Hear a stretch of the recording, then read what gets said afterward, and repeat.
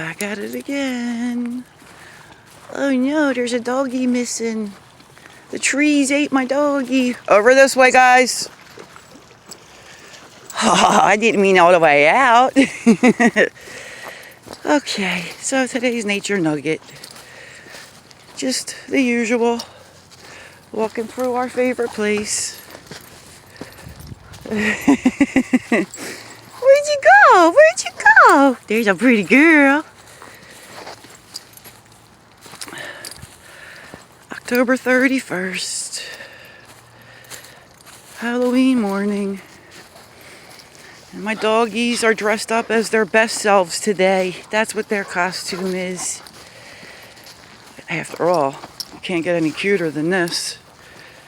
So they just have to, they're dressing in their best self today. And so am I.